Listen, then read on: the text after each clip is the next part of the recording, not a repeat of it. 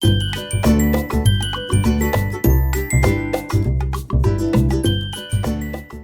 all, Jessie B Scrapbooking back with another process video. This one is for May I Scraplift You with pineapple papers.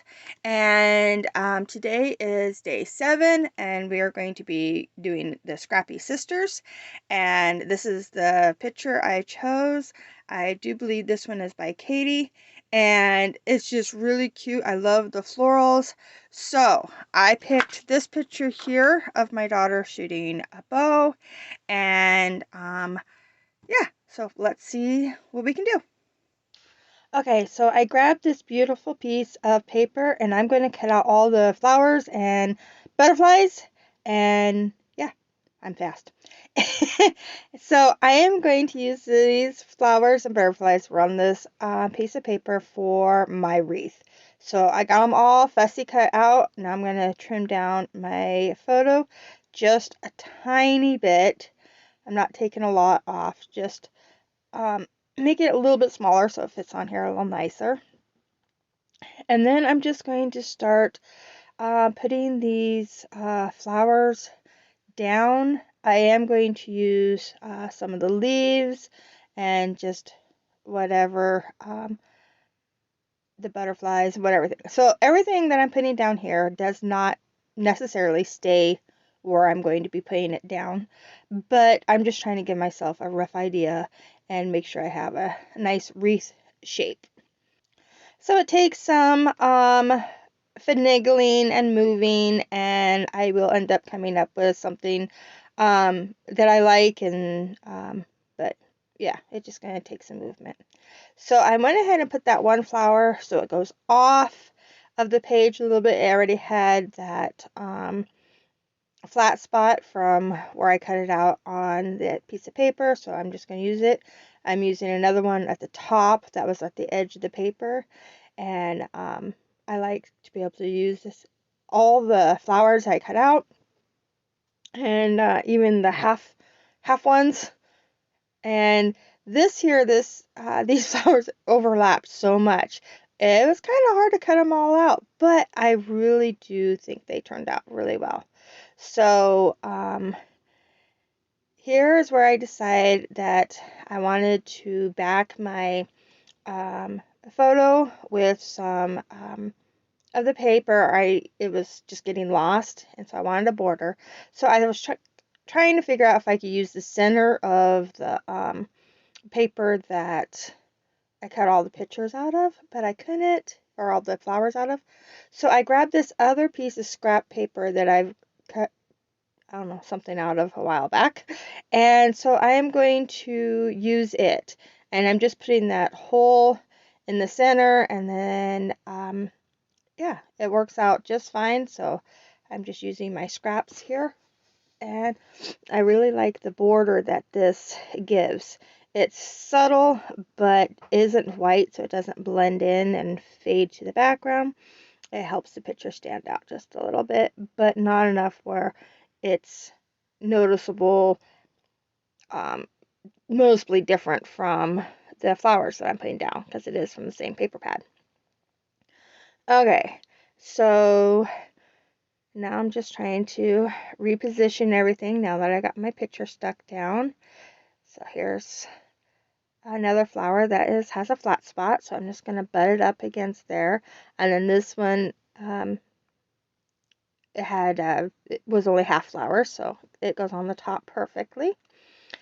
And then I have this other flower here that actually is the same flower that is over there. So to break the two up, I end up coming in with some of the leaves that I cut out. And I just cut them out however they were on the pattern paper, but then I decided that they were not going to work that way, so I'm just going to cut them out a little bit here and there to make them work how I want them to. And I'll do that here. And I end up just adding leaves in a couple more spots, and I just think this turned out really cute. It's a kind of a funky circle. It doesn't necessarily make a perfect circle, but that's okay.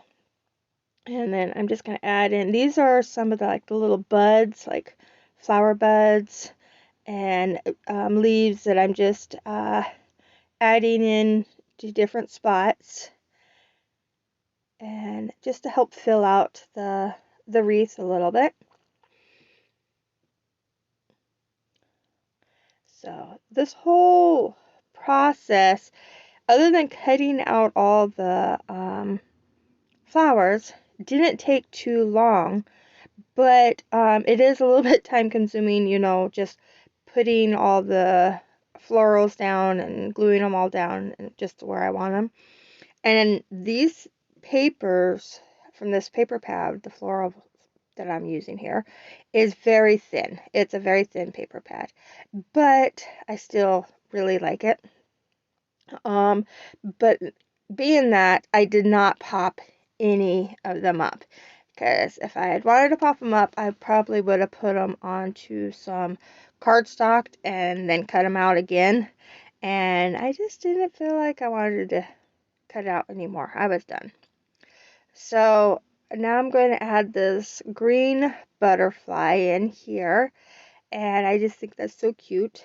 And then I add the white one down here to the bottom, and the pink one up here at the top. And I just like the way that the butterflies give it some movement. And so that's what I'm adding in now. And then some more leaves and buds. And now I'm going to, oh, this guy, I forgot to uh, glue it down, and then I decided to change the way it looked anyway. So get this all glued down here. So I'm having a lot of fun doing this May I Scraplift You, and this beautiful wreath by the Scrappy Sisters is just was a really nice inspiration, gave me something different to work on, because I always think of wreaths as Christmas, but then the way that Katie did it is for Christmas, but the way that she did it with just the florals really inspired me to use florals on this one and turn it into a spring summer layout. And I just really like it. So here's where I'm coming in with my little drills for diamond art, and I picked a color that is kind of the same color as the green leaves, and I'm just sprinkling them all around, and I just uh, love the little pop of movement that this also gives, this little scattering around the outside edge. I think is really cute. So I got those, and then I was looking at it and decided I needed some words. So I grabbed my little word washi tape stickers here. So the top one here says good times, and then the next one says try it one more time, and then the bottom one says nice one.